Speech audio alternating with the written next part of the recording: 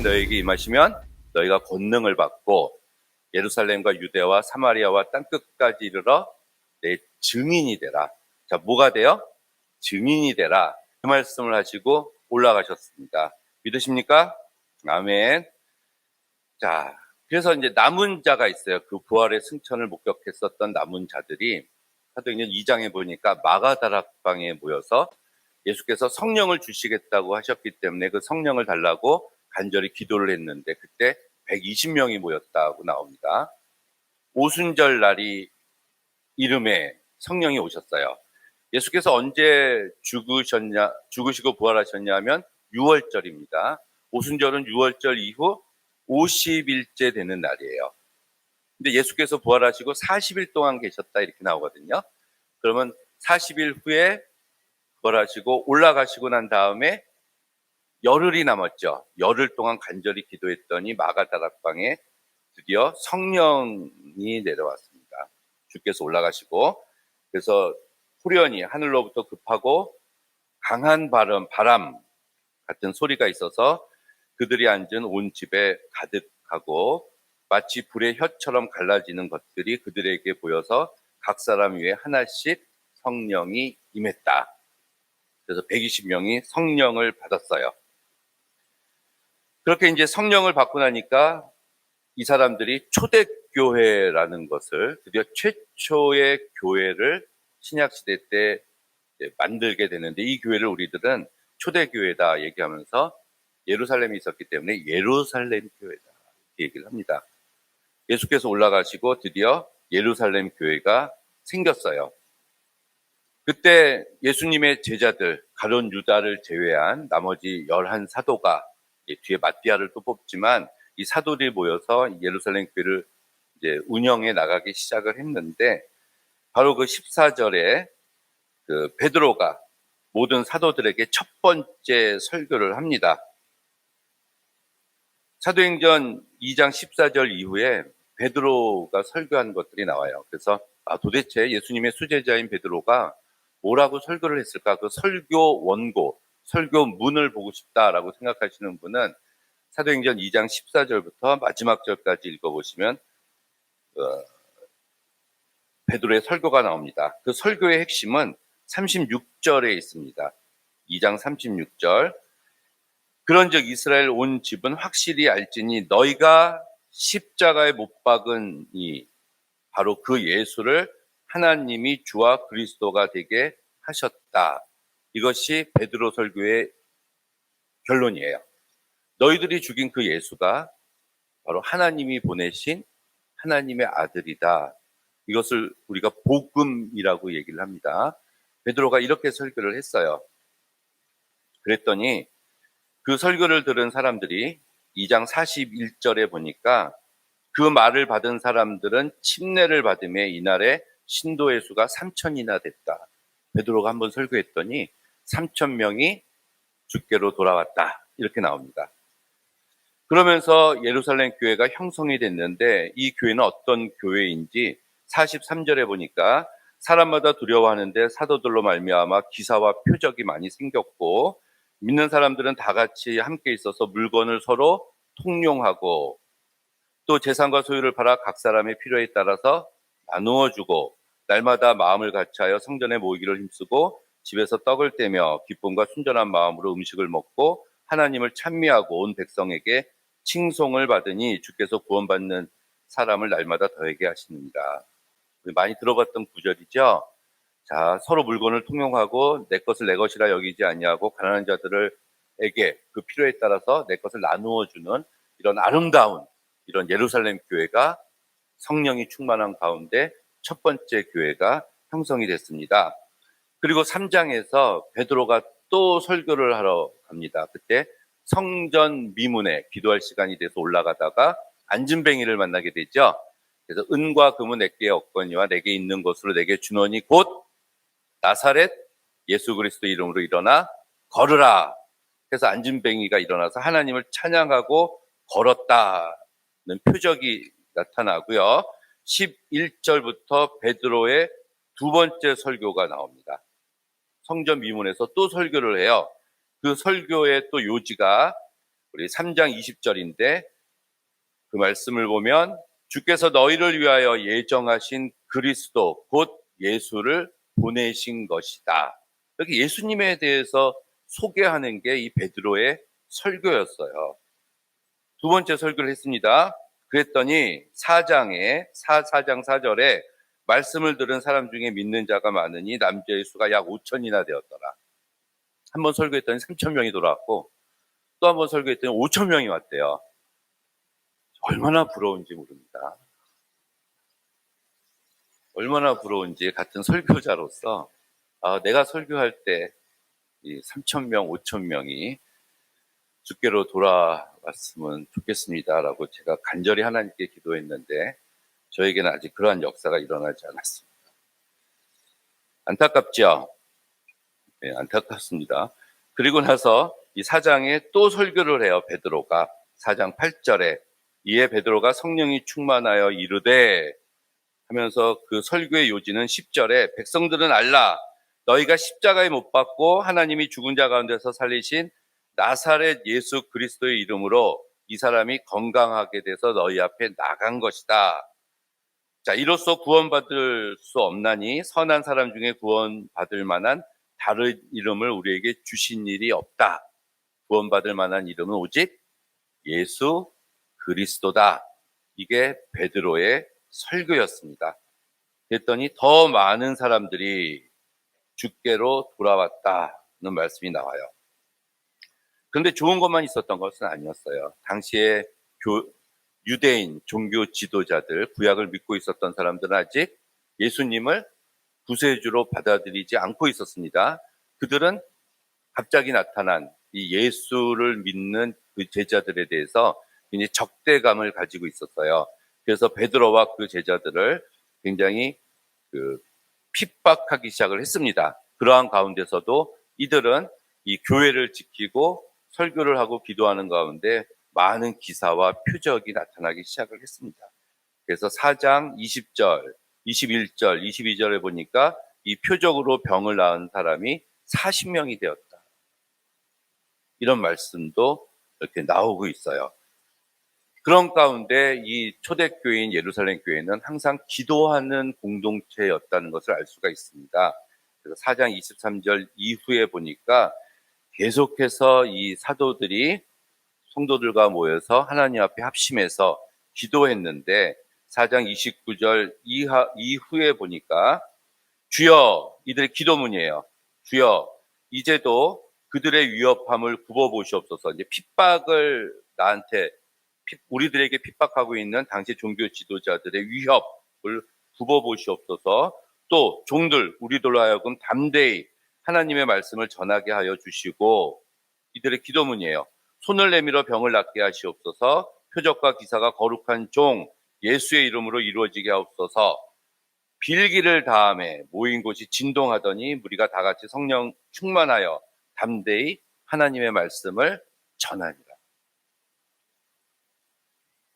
어떠한 핍박과 위협 속에서도 하나님의 말씀 복음을 전하게 하여 주시옵소서가 이들의 기도 제목이었어요. 여러분의 기도 제목은 뭡니까? 이렇게 기도하십니까? 그랬더니 하나님께서 그 교회에 더욱 복을 주셔서 똑같은 말씀이 또 나옵니다. 32절 이후에 보니까 믿는 무리가 한 마음과 한 뜻이 돼서 모든 물건을 서로 통용하고 자기 재물을 조금이라도 자기 것이라고 하는 이가 하나도 없더라. 사도들은 큰 권능으로 주 예수의 부활을 증언했고 무리가 큰 은혜를 받았고 그 중에 가난한 사람이 없으니 이는 밭과 집 있는 자는 팔아서 그 판 것의 값을 가져다가 사도들의 발 앞에 두매 그들이 각 사람의 필요에 따라 나누어 줌이더라. 이게 초대교회였어요. 큰일 났죠. 말씀대로 살아야 되는데 그럼 이제 당장 집에 가서 집 팔고 차 팔고 모든 것을 갖다가 교회 목사님 앞에다 갖다 두라는 얘기냐? 아니에요. 성경을 뒤져보니까 성경에 여기 예루살렘 교회인데 다른 교회들도 신약 이후에 많이 있었어요. 여러분이 아는 교회 많습니다. 바울을 파송했었던 안디옥 교회 들어봤죠? 고린도서는 고린도 교회한테 보낸 편지거든요. 그럼 고린도 교회가 있었고, 로마서는 로마 교회한테 보낸 편지니까 로마 교회가 있었고, 갈라디아 교회, 에베소 교회, 또 뭐 계시록의 7개의 교회들이 많이 있었잖아요. 근데 그 어떤 다른 교회들도 여기 있는 예루살렘 교회처럼 똑같이 했다고 나오지 않습니다. 다만 이것은 하나님께서 첫 번째 교회가 이 땅에 세워졌을 때 특별한 하나님의 섭리 가운데 이렇게 따라가야 된다는 모델로 제시한 교회라고 저는 생각을 해요. 자, 예수께서 오셔서 회개하라 천국이 가까웠다라고 말씀을 하셨잖아요. 그것은 이 땅에 천국이 임했다. 하나님 나라가 왔다고 선포를 하신 겁니다. 그래서 하나님 나라가 이 땅에 왔어요. 그런데 궁극적으로 우리가 죽어서 가게 되는 저 하나님 나라는 아직 안 왔죠. 그래서 우리가 이것을 이미 예수께서 2000년 전에 선포하셔서 이미 왔다와 아직 가지 않았다의 이미와 아직의 긴장 가운데 우리가 살고 있다는 얘기입니다. 자, 우리가 죽으면 천국을 갑니다. 믿으십니까? 여러분이 이 땅에서 어떻게 살았느냐에 따라서 가는 거잖아요. 내가 여기서 천국의 삶을 살았으면 천국을 가겠죠. 그렇지 않으면 못 가겠죠. 그러니까 예수께서는 이 땅의 삶이 뭐 천국의 삶이 된다는 말씀이고, 교회라는 곳은 하나님의 백성이 모인 교회는 이렇게 해야 된다라고 말씀을 하신 겁니다. 신약의 다른 교회를 봐도 이렇게 한 교회는 없었어요. 안심이 되죠. 하지만 우리가 이러한 마음으로 살아야 됩니다. 그래서 바로 그 다음 절에 바나바가 나옵니다. 바울과 바나의 바나바가 자기가 갖고 있었던 밭을 다 팔아서 그 값을 가지고 사도에게 갖다 놨다 이렇게 나와요. 그런데 그 다음 5장에 아나니아와 삽비라가 나옵니다. 교회 구성원이었어요. 바나바가 다 팔아서 사도들한테 그 값을 갖다 놓은 걸 질투가 나서 자기들도 밭을 팔았습니다. 부부가. 근데 얼마가는 감추고 얼마만 베드로 앞에 갖고 와서 이게 저의 재산의 전부 다입니다. 얘기했더니 베드로가 하나님, 성령을 속이지 말라 얘기하니까 그날 죽었어요. 아나니아가. 그랬더니 삽비라가 그 부인이 와이프가 죽은 줄도 모르고 또 와서 똑같이 얘기했다가 그 여자도 죽었습니다. 이게 하나님을 속인 죄가 있어서는 안 된다는 거고, 그런 아름다운 공동체 속에서도 이렇게 어긋나는 사람은 자기의 의를 위해서 헌금을 하려고 하는 사람은 그때는 있고 지금은 없죠. 이 교회는 없는 줄로 믿습니다. 있었다는 얘기예요. 그리고 5장 그 이후에 보니까 베드로가 성령 충만해서 사람들이 베드로의 그림자만 밟아도 병이 났다. 이런 말씀이 나오고요. 그랬더니 종교 지도자가 가만두지 않고 베드로를 옥에다 가뒀습니다. 감옥에. 하지만 베드로는 감옥에 있으면서도 계속해서 하나님의 말씀을 전했어요. 그때 5장 29절에 보니까 베드로와 사도들이 감옥 속에서도 이르되 사람보다 하나님께 순종하는 것이 마땅하다. 이런 얘기를 해요. 너희가 나무에 달아 죽인 예수를 우리 조상의 하나님이 살리셨다. 이스라엘에게 회개함과 제사함을 주시려고 예수 그리스도를 하나님의 오른손으로 높이사 임금과 구주로 삼았다. 우리는 이 일의 증인이다. 이렇게 얘기해요. 성령이 너에게 임하시면 권능을 받고 예루살렘과 유대와 사마리아와 땅끝까지 이르러 뭐가 되라고? 증인이 되리라. 베드로가 얘기합니다. 내가 이 일의 증인이요. 하나님이 자기에게 순종하는 사람들에게 주신 성령도 그러하다. 이렇게 이야기를 합니다. 너무 담대하죠. 베드로가 어떤 사람이었죠?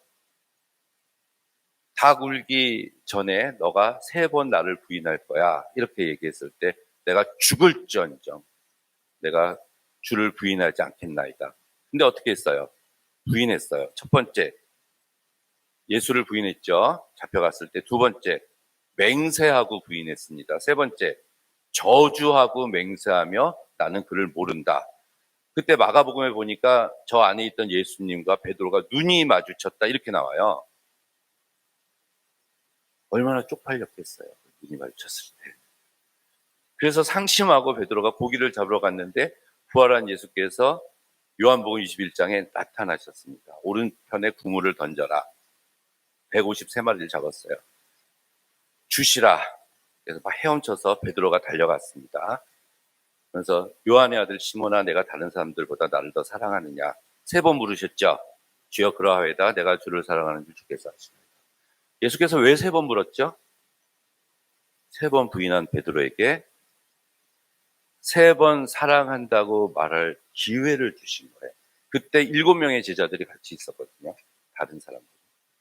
그걸 경험한 베드로가 이제 사도행전에 들어와서 성령의 충만함을 받아서 이렇게 담대하게 감옥에 있으면서도 복음을 전했습니다. 5장 40절에 보니까 종교 지도자들이, 유대인들이 사도들을 불러다가 채찍질하고 때렸어요. 예수의 이름으로 말하는 것을 금했다. 맞으면서도 복음을 전했습니다. 그럼에도 불구하고 사도들은 그 이름을 위하여 능욕받는 일에 합당한 자로 여김을 기뻐했다. 복음을 위해서 핍박받는 것을 조금도 어려워하지 않았다는 얘기입니다.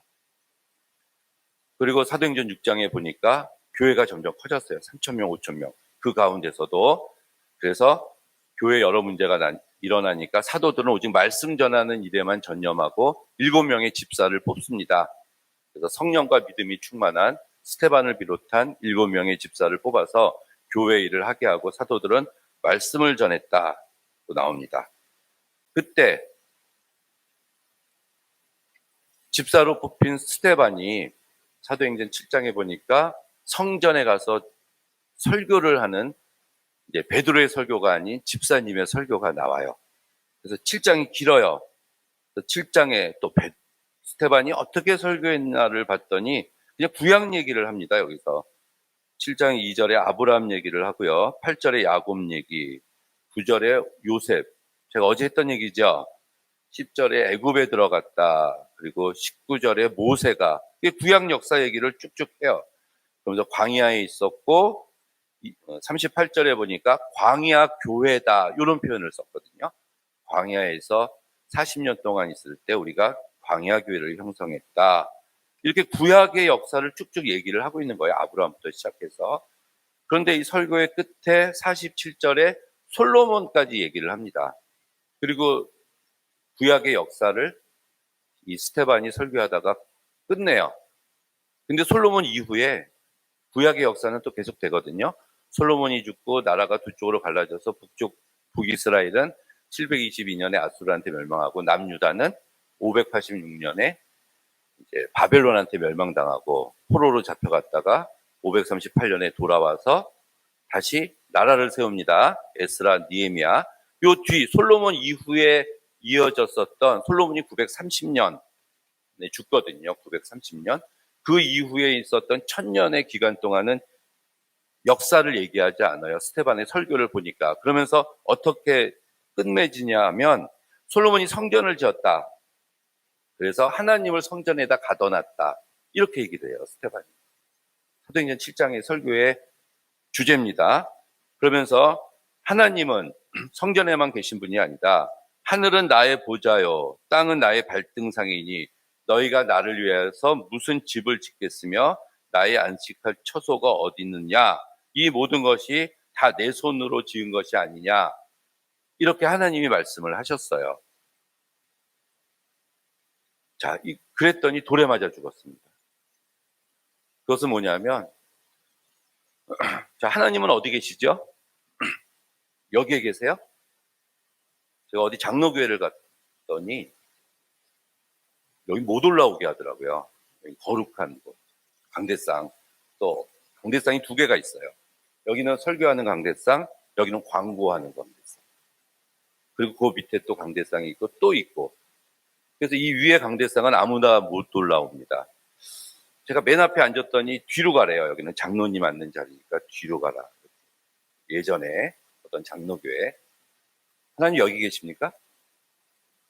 조기까진 계세요? 상록수 침례교회를 넘어가면 안 계세요? 아니잖아요. 어디에나 계시는 분이 하나님이신데, 당시 유대인들은 성경을 잘못 해석해서 하나님은 성전에만 계신다 이렇게 설교를 한 거예요. 그렇게 이야기를 한 거야. 주장을 한 거야. 그랬더니 스데반이 나와서 하나님은 성전에만 계신 분이 아니시고 어디에나 계신 분이다 이렇게 얘기를 했더니, 성전 제일주의자, 성전이 중요하다고 생각했었던 당시의 종교 지도자들이 돌을 들어서 돌로 쳐 죽인 겁니다. 스데반이. 베드로가 사도죠. 베드로는 목사란 말이에요. 목사가 설교하면 3,000명, 5,000명이 돌아오는데 집사가 설교하니까 돌에 맞아 게 아니에요. 그게 오히려 베드로보다도 더 담대한, 돌에 맞아 죽을 각오를 하고 집사임에도 불구하고 스데반이 설교를 한 거예요.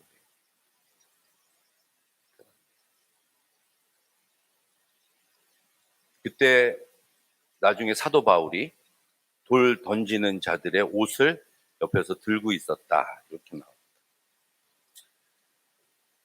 그리고 오늘 저희들이 읽은 본문이에요.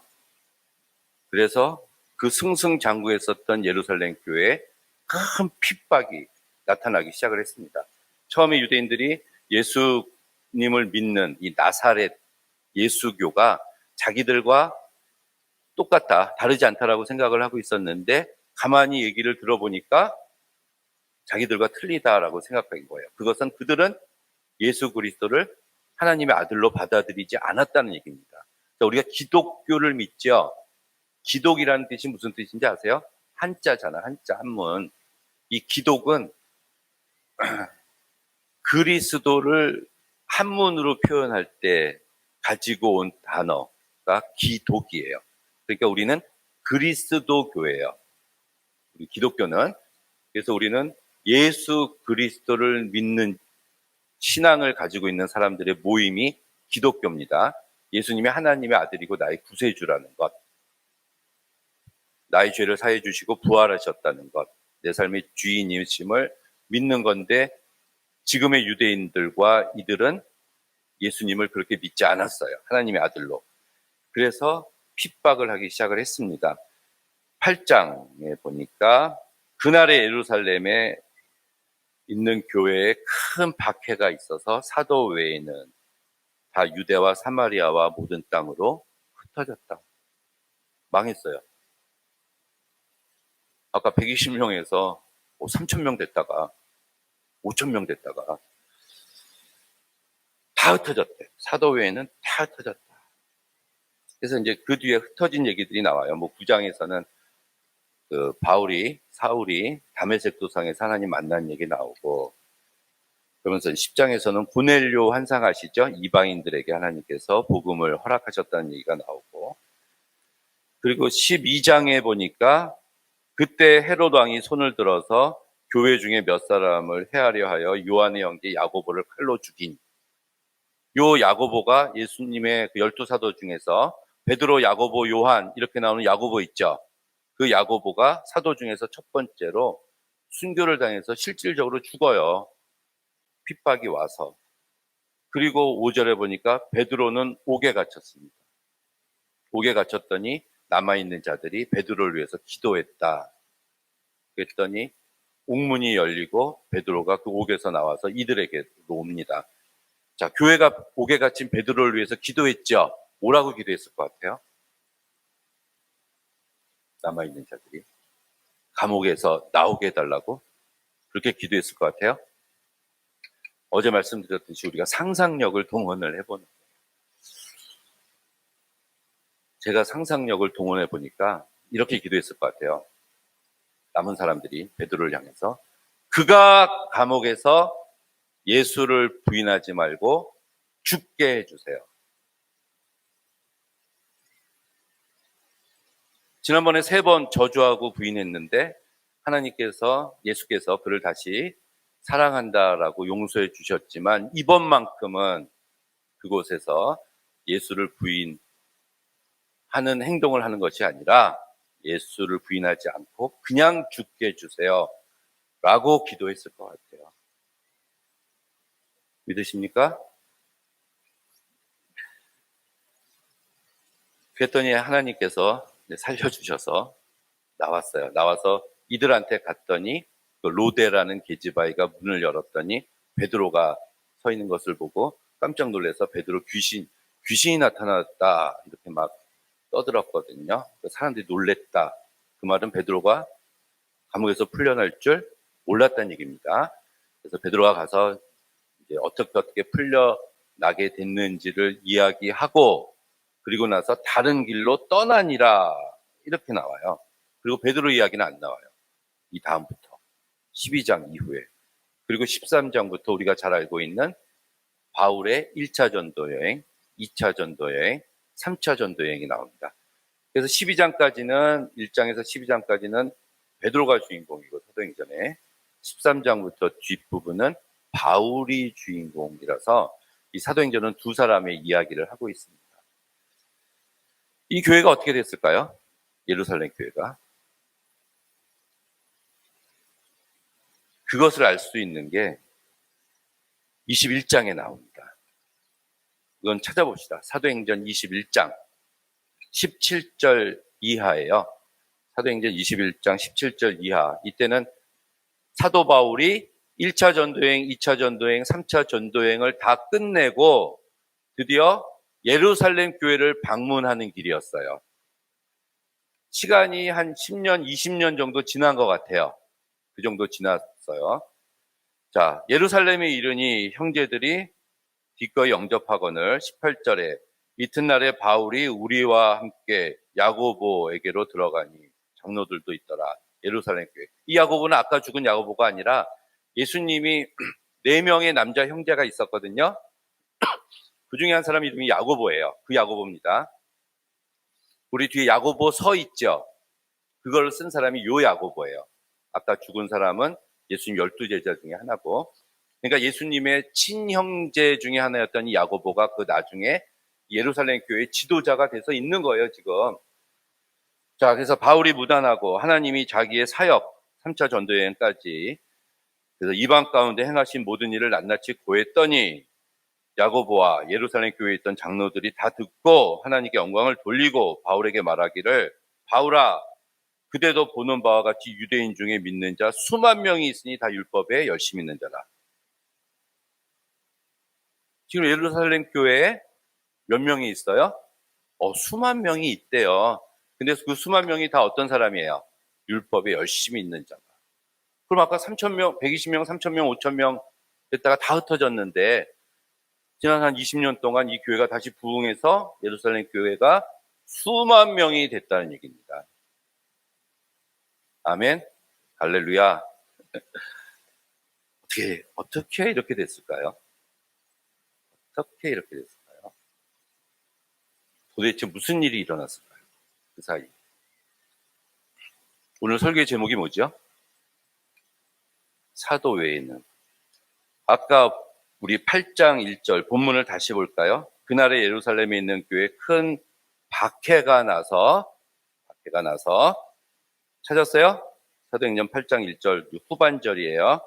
그날에 예루살렘에 있는 교회에 큰 박해가 나서 사도를 비롯해서 사도들을 선두로 사도를 포함해서 사도가 제일 먼저 유대와 사마리아 모든 땅으로 흩어졌다라고 써 있는 게 아니라 사도 외에는 다 흩어졌다. 그러면은 이 핍박이 났을 때 12명의 사도는 예루살렘 교회에 있었다는 얘기입니다. 그 가운데 12장에 야고보가 죽었고 베드로가 옥에 갇히는 핍박 가운데서. 그렇다면 이런 핍박이 있었을 때 피하지 않고 그 교회를 지키고 있었던 사도들이 있었기 때문에 나중에 예루살렘 교회가 큰 부흥이 됐다는 얘기입니다. 여러분들이 상록수 침례교회 사도가 되시기를 주의 이름으로 축원합니다. 이들은 목숨의 위협과 순교의 위협, 죽이려고 하는 그런 강포의 위협 속에서도 자기의 목숨을 내놓고 교회를 지킨 사도들이었어요. 우리 교회가 33년, 34년 이렇게 됐는데 그래도 이 교회를 그러니까 여기까지 온 놀라운 은혜는 여러분들이 사도가 되셔서 이 교회를 지키고 있었기 때문인 줄로 믿습니다. 앞으로 33년 동안, 34년 동안 여러분이 이 교회 사도가 되셔서 이 상록수 침례교회를 지키시는 여러분이 되기를 주님의 이름으로 간절히 축원합니다. 기도하겠습니다.